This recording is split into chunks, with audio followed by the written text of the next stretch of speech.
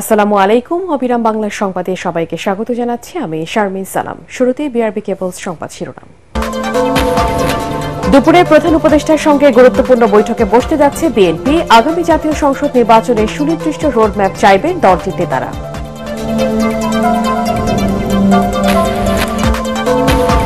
তিন দিনের সফরে আজ ঢাকায় আসছেন মার্কিন প্রেসিডেন্টের দক্ষিণ এশিয়া অঞ্চলের দুই সহকারী মন্ত্রী। বাংলাদেশ সফরে পাকিস্তানের পররাষ্ট্র সচিব।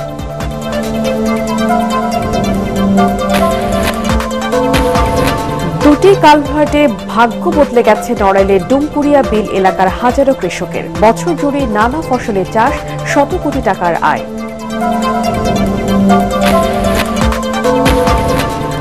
এবং যুক্তরাষ্ট্রের শুল্ক ভারে চীনমুখী হচ্ছে দক্ষিণ পূর্ব এশিয়া। ক্ষতিগ্রস্ত দেশগুলোর বাজার খুলতে চায় চীন। জিনপিং এর ভিয়েতনাম সফরে ৪৫টি চুক্তি। শুনছিলেন বিআরবি কেবলস সংবাদ শিরোনাম। এবারে বিস্তারিত। আজ অন্তর্বর্তী সরকারের প্রধান উপদেষ্টা ডক্টর মোহাম্মদ ইউনূসের সঙ্গে গুরুত্বপূর্ণ বৈঠকে বসতে যাচ্ছে বিএনপি।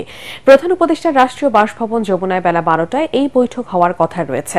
দলের মহাসচিব মির্জা ফখরুল ইসলাম আলমগীরের নেতৃত্বে একটি প্রতিনিধি দল ডক্টর ইউনূসের সঙ্গে বৈঠকে অংশ নেবে। এই বৈঠকের জন্য সিঙ্গাপুরের চিকিৎসা সফর কিছুটা সংক্ষিপ্ত করে পূর্ব নির্ধারিত তারিখের ২ দিন আগেই ১৪ এপ্রিল দেশে ফেরেন মির্জা ফখরুল। বৈঠকে আগামী জাতীয় সংসদ নির্বাচন নিয়ে সরকারের সুনির্দিষ্ট পরিকল্পনা কি তা জানতে চাইবে বিএনপি। একই সঙ্গে নির্বাচন নিয়ে দলের পক্ষ থেকে প্রস্তাবনা দেবে বিএনপি। এর আগে গতরাতে প্রধান উপদেষ্টার সাথে সাক্ষাৎ সহ দেশের সবশেষ রাজনৈতিক পরিস্থিতি নিয়ে চেয়ারপারসনের গুলশান কার্যালয়ে বৈঠক করে বিএনপির স্থায়ী কমিটি। লন্ডন থেকে ভার্চুয়ালি সভায় সভাপতিত্ব করেন দলের ভারপ্রাপ্ত চেয়ারম্যান তারেক রহমান। রাত 8:30টায় শুরু হওয়া বৈঠকে আজ প্রধান উপদেষ্টার সাথে আলোচনায় বিএনপির পক্ষ থেকে জাতীয় নির্বাচনের সুনির্দিষ্ট রোডম্যাপ, সংস্কার সহ দলের অবস্থান কি হবে তা নিয়ে কথা হয়। এছাড়া বৈঠকে জাতীয় ঐকমত্য কমিশনের সংবিধান সহ সংস্কার প্রশ্নে দলের প্রস্তাবনা, অন্যান্য দলের প্রস্তাবনা বিশ্লেষণ করেন দলের সিনিয়র নেতারা।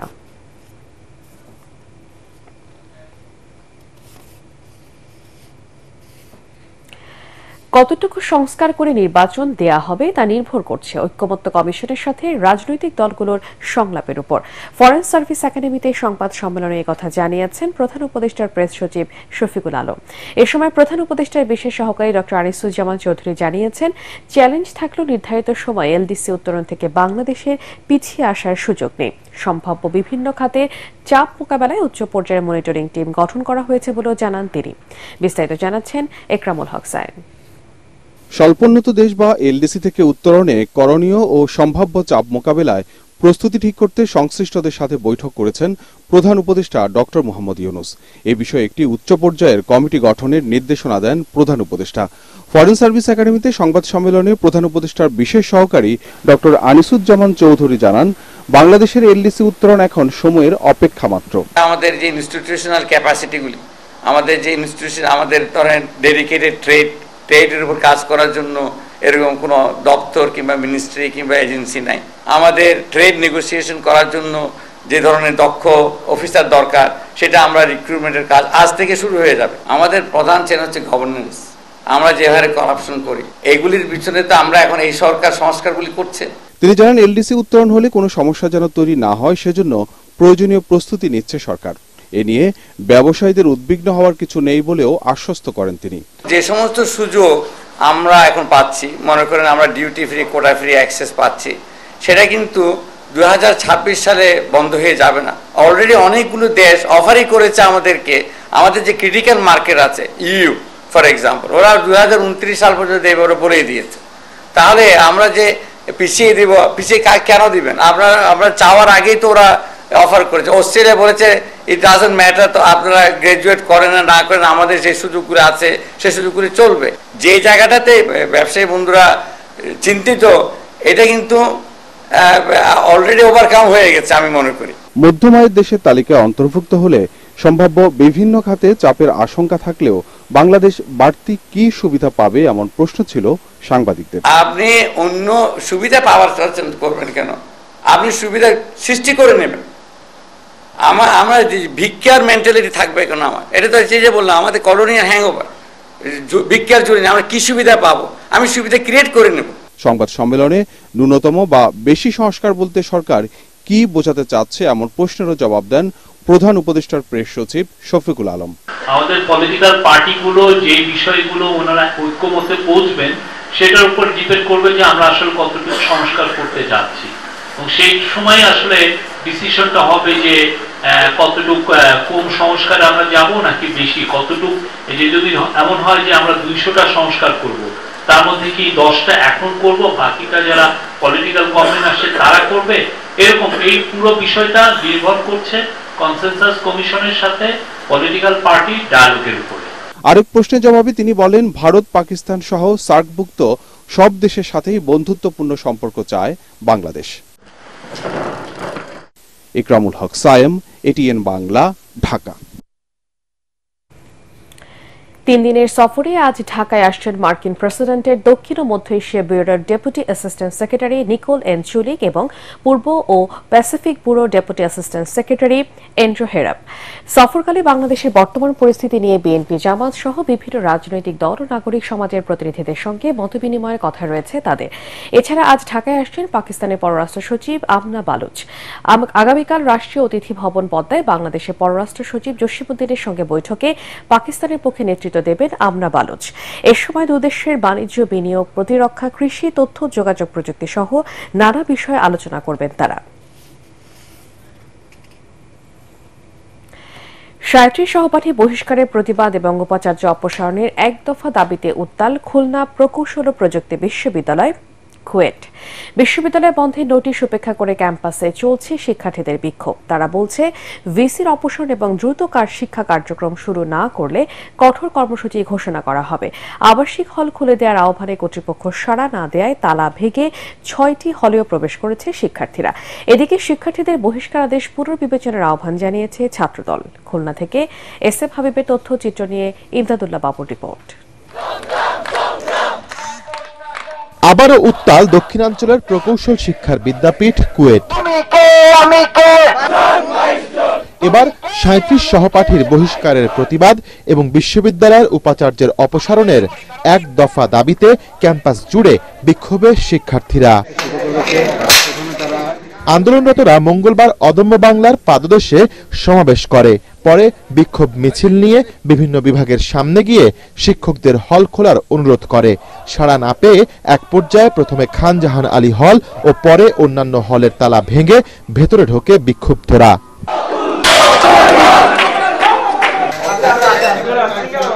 ক্যাম্পাস বন্ধ রাখায় এবং শিক্ষার্থীদের বহিষ্কার করায় ভিসি মোহাম্মদ মাসুদের অপসারণের এক দফা দাবিও ঘোষণা করে তারা।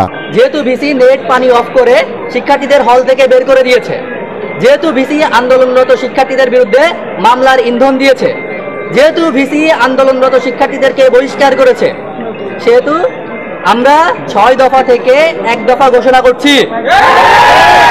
এই ভিসিকে অপসারণ আমাদের একমাত্র দাবি।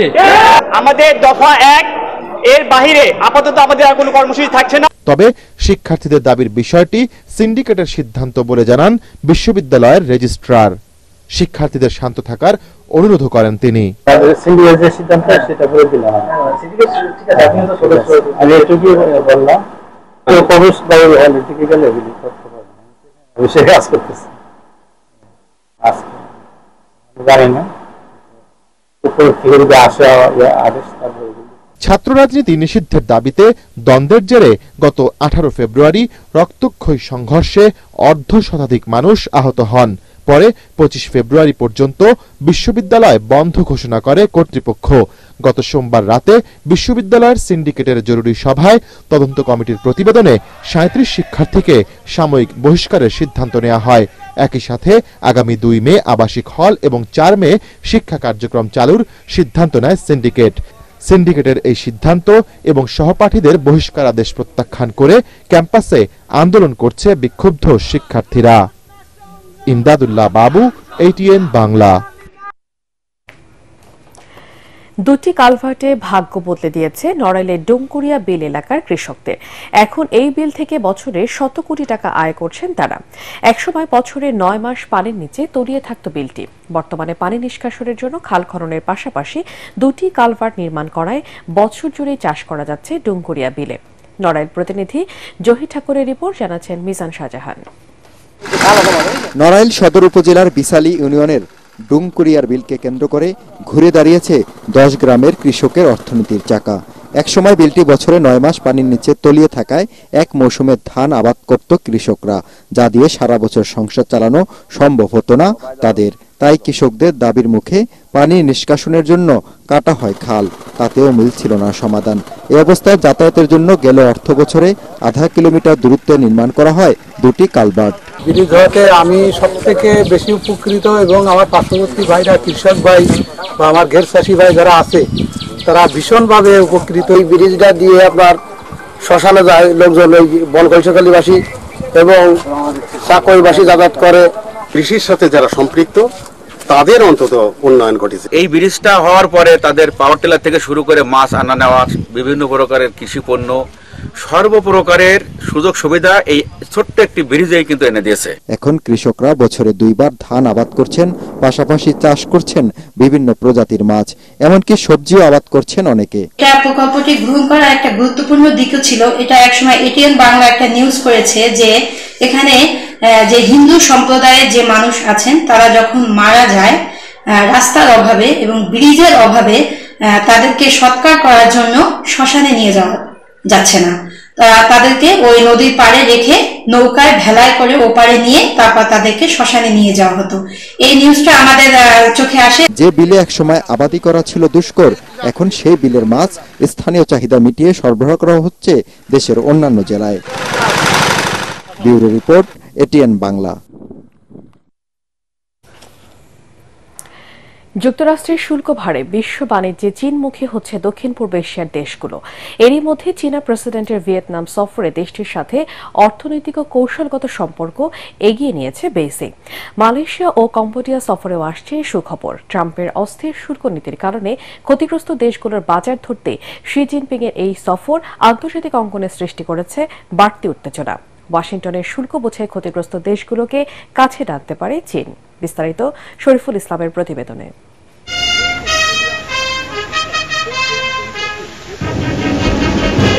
দক্ষিণ পূর্ব এশিয়া সফরের শুরুতেই গেল সোমবার ভিয়েতনামে যান চীনের প্রেসিডেন্ট শি জিনপিং। রাজকীয় নানা আনুষ্ঠানিকতায় তাকে সর্বোচ্চ সম্মান দিয়ে বরণ করে নেয় দেশটির জনগণ।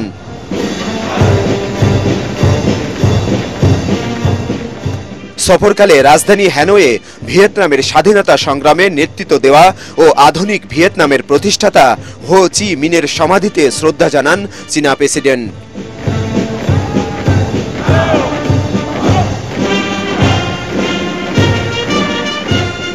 পরে দুদেশের মধ্যে বৈঠকে সই হয় 45টি সহযোগিতা চুক্তি।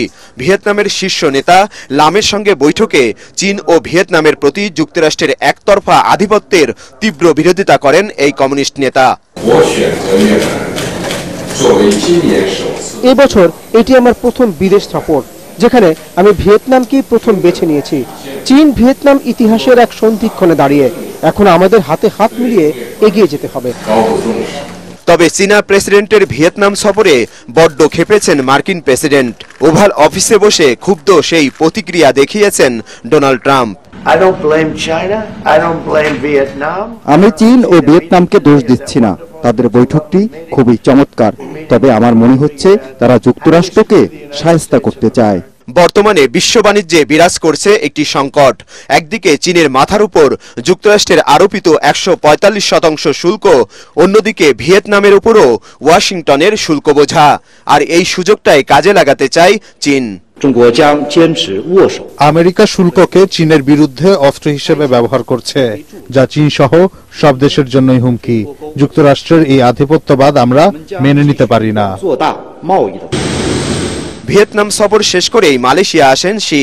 দেশটির রাজা সুলতান ইব্রাহিমের আমন্ত্রণে মঙ্গলবার কুয়ালালামপুর আন্তর্জাতিক বিমানবন্দরে পৌঁছালে তাকে দেওয়া হয় গার্ড অব অনার।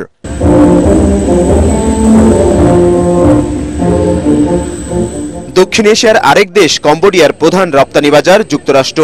ট্রাম্পের শুল্ক নীতিতে ক্ষতিগ্রস্ত দেশটির বাজার ধরতে 17 এপ্রিল কম্বোডিয়া যাচ্ছেন বিশ্বের দ্বিতীয় বৃহত্তম অর্থনীতির দেশ চীনের রাষ্ট্রপ্রধান। ফলে তার পূর্ব নির্ধারিত এই সফর কিছুটা সান্ত্বনার বার্তাই বয়ে এনেছে নমপেনের জন্যও। শরীফুল ইসলাম, এটিএন বাংলা। রাজধানীর ধানমন্ডি জিগাতলায় চাঁদাবাজির অভিযোগে অভিযুক্ত আশরাফুলকে গ্রেফতার করেছে পুলিশ। বিষয়টি নিশ্চিত করেছেন ধানমন্ডি জোনের সহকারী police commissioner Mostafa Tarikuzzaman. Police জানায় তার রাজনৈতিক পরিচয় মুখ্য না, অভিযোগ পেয়ে আশরাফুলকে গ্রেফতার করা হয়েছে, তার বিরুদ্ধে আইনগত ব্যবস্থা নেওয়া হবে। এর আগে জিগাতলার ইবনে সিনা হাসপাতালের সামনে চাঁদাবাজির একটি ভিডিও ভাইরাল হয়। এবারে পার্টেক্স খেলার খবর।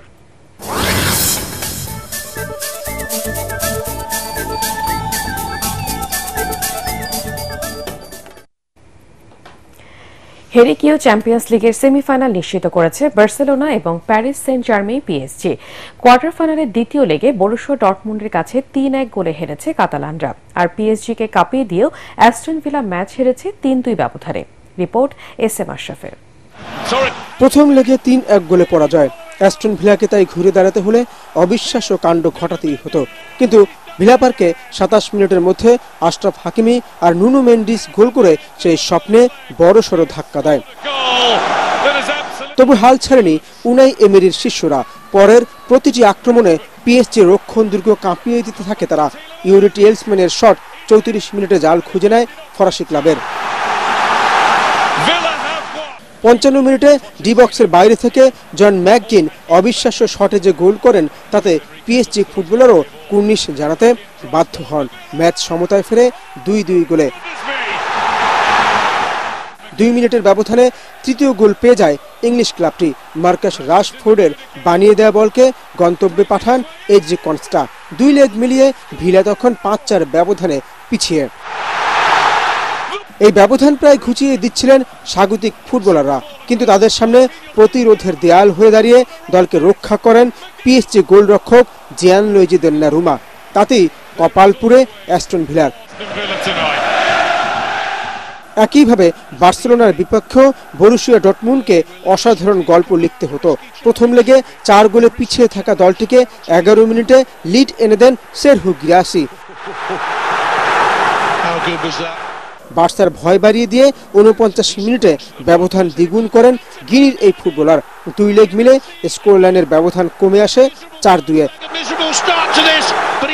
কিন্তু অবিশ্বাস্য গল্প আর লেখা হয়নি জার্মান ক্লাবের। ডিফেন্ডার রামির আত্মঘাতী গোলে আবারও এগিয়ে যায় হানসি ফ্লিকের দল। এরপর সেরহু গিরাসি হ্যাট্রিক করলেও ৬ বছর পর বার্সেলোনার সেমিফাইনাল নিশ্চিত হয়ে যায়। SM Ashraf, ATN Bangla. শেষ করার আগে বিআরবি কেবল সংবাদ শিরোনাম আরেকবার। দুপুরে প্রধান উপদেষ্টার সঙ্গে গুরুত্বপূর্ণ বৈঠকে বসতে যাচ্ছে বিএনপি। আগামী জাতীয় সংসদ নির্বাচনের সুনির্দিষ্ট রোডম্যাপ চাইবেন দলটির নেতারা।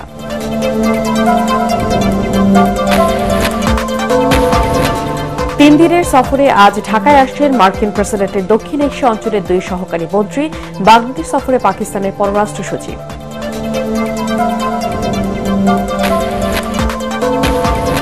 দুটি কালভার্টে ভাগ্য বদলে দিয়েছে নড়াইলের ডুমকুরিয়া বিল এলাকার হাজারো কৃষকের। বছর জুড়ে নানা ফসলের চাষ, শত কোটি টাকার আয়।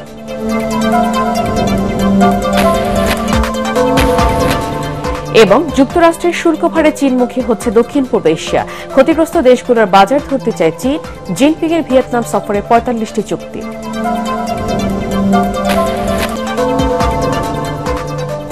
পরবর্তী সংবাদ দেখার আমন্ত্রণ জানিয়ে এখনকার মতো শেষ করছি। ATN বাংলা সংবাদ ইউটিউবে দেখতে ব্রাউজ করুন YouTube/ATN বাংলা নিউজ।